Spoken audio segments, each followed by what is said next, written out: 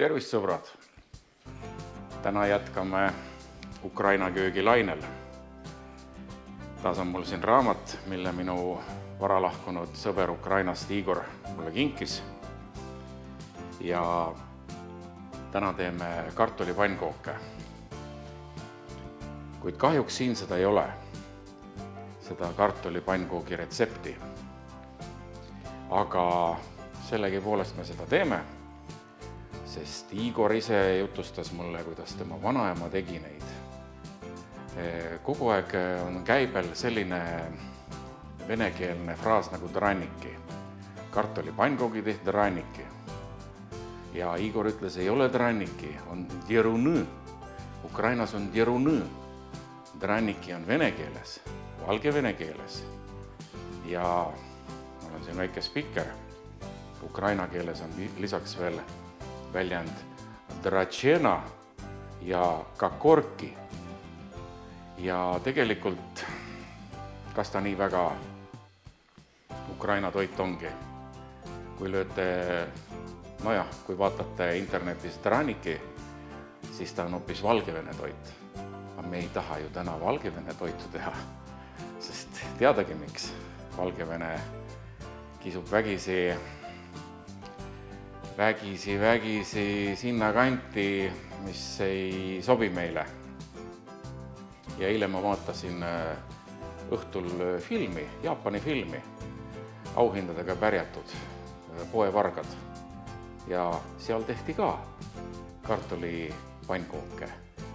Ja kui nägite filmi, Rootsi film, ma ei teagi, mis see pealkiri oli, restoranipidajatest ja seal olid ka suures hädas karikülalisi ja siis peakokk päästis välja, kas meil kartulid on ja tehti kartulikroketeid.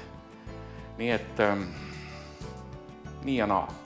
Teeme siis kartulipannkooke ukrainapäraselt djeruny ja siis veel, kui Igor jutustas, kuidas tema vanaema tegi, tingimata riivis seda kartulit. Kuule. Kombain on olemas, laseme kombainiga. Ei, tingimata olema käsitsi riivitud see kartul. No hea küll. Kuigi ma arvan, et ega vahet ei ole, aga ega siis see nüüd nii suur töö ka ei ole, ma arvan. Kohe hakkame riivima, siis vaatame. Ma olen vaadanud, tehakse erinevalt, küll peene riiviga, jämedamaga, ma proovin ka mõlemaga. Pärast segame kokku ja hakkame pihta, muidu kartul läheb tumedaks. Mul on siin umbes 750 grammi kartulit. Kogus ei ole üldse oluline, aga sellise 600-800 grammi kartulit sinna läheb üks sibul, üks muna, üks supilusika täis jahu. Hakkame pihta. Peenega kõigepealt vaatame.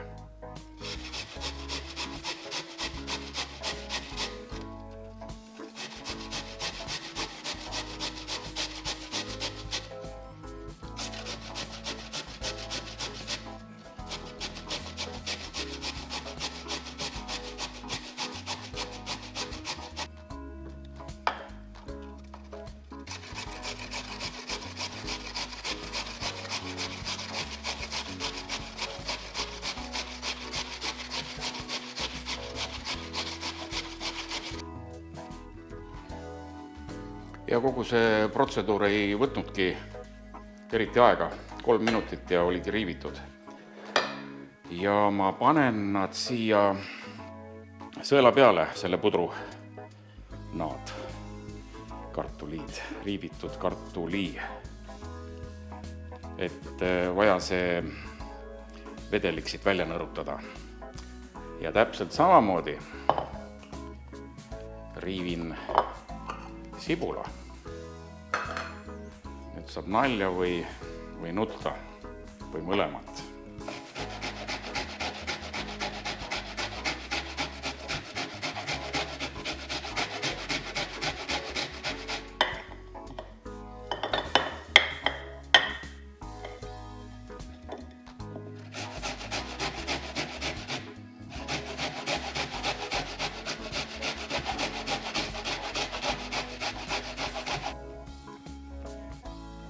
Sattus mingi hea sibul või näitasin mina üles kangelaslikkust, aga nutma ei hakanud. Ja sibul muidugi allus kehvemini sellele riivile kui kartul. Ja panen sibula samuti siia kartuli hulka.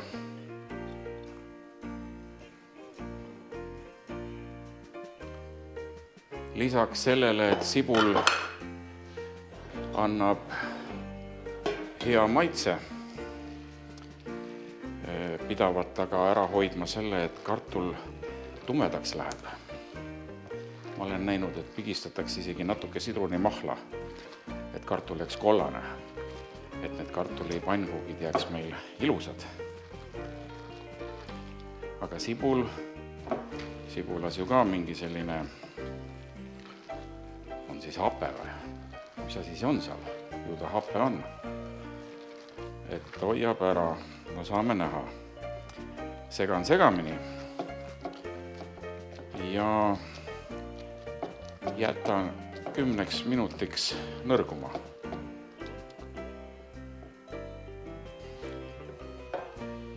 Teate, ma arvan, et on 5 minutist küll. Näete, kui palju siit vedelikku välja tuli. Ja nüüd panen siia kaussi.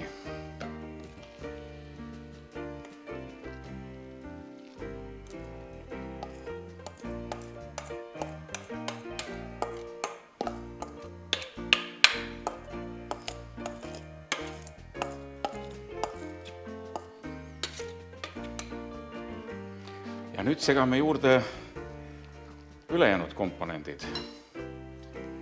Jahu, 1 supilusika täis.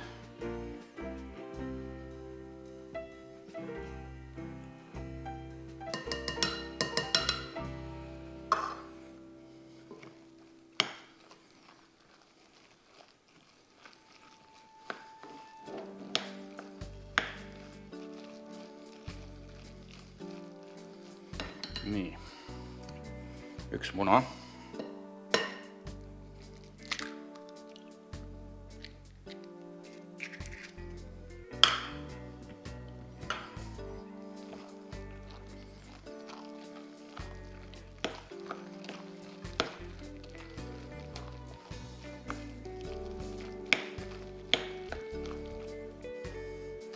Näpuotsaga soola.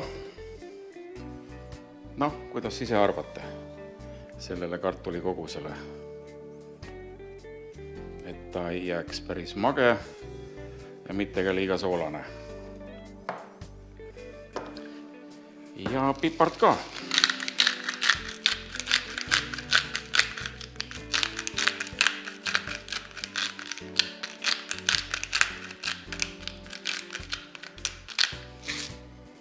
Ongi kõik esialgu.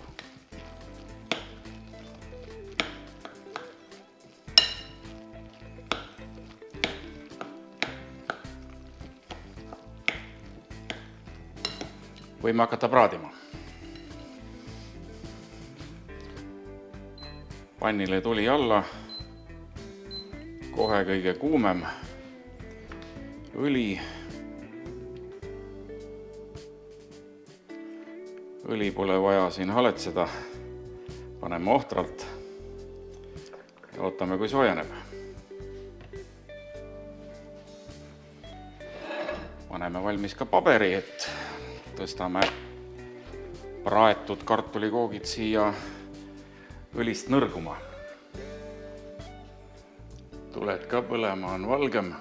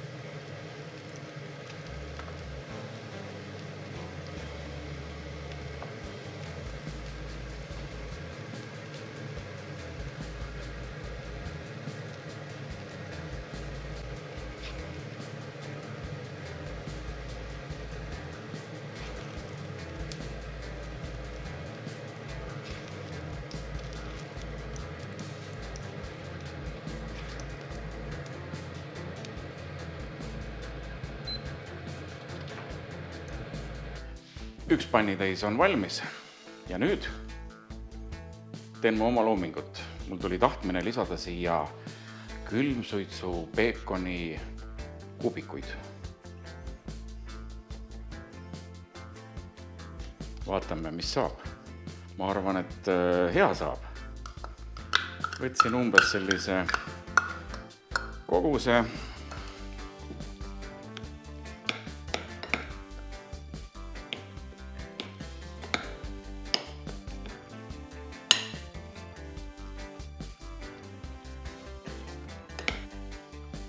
Ei ole palju, ei ole vähe. Vaatame, kuidas tuleb pärast, kui maitseme saame teada.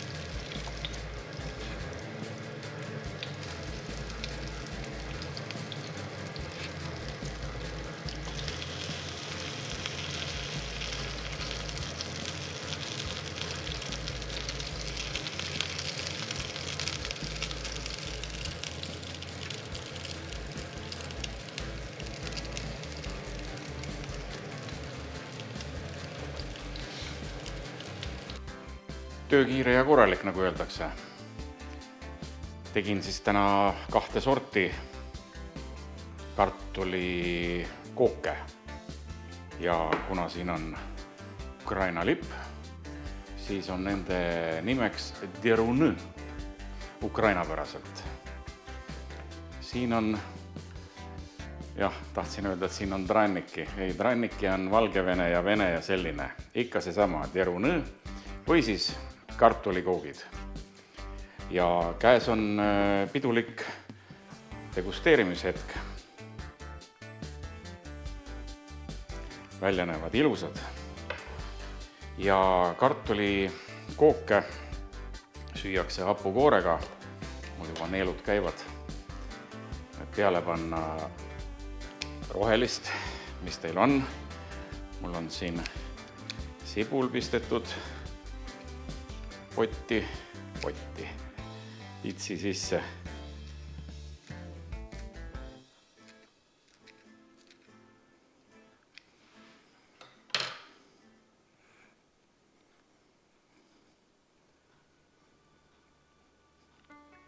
Niimoodi.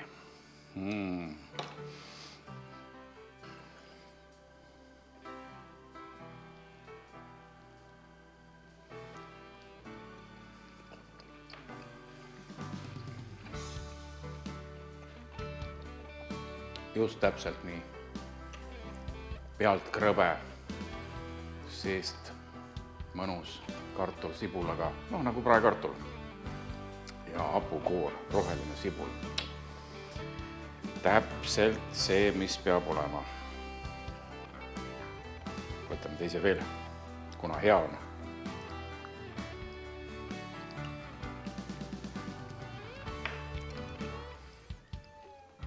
Ja nüüd proovin siis peekoniga tehtud kartulikooki. Kas on peekoni maitset tunda? See on nagu natukene muredam. Et ta mul seal pannil juba vaikselt pidin krõbedamaks praadima ja muidu ta tahtis mureneda. Just see peekon seal ei seo niimoodi nagu see kartulimass ise. Aga kõik on tehtav. Proovin esialgu ilma hapukooreta.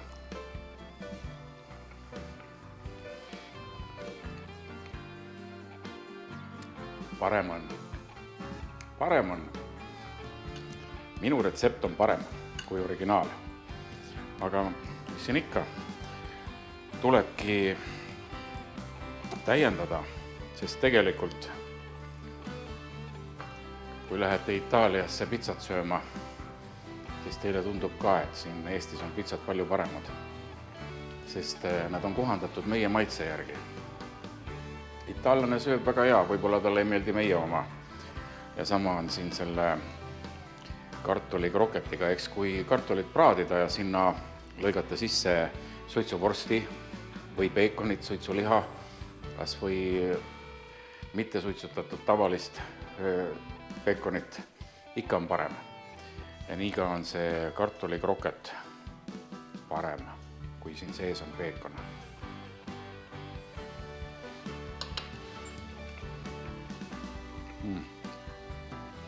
Tunduvalt parem. Väga hea on, mulle meeldib.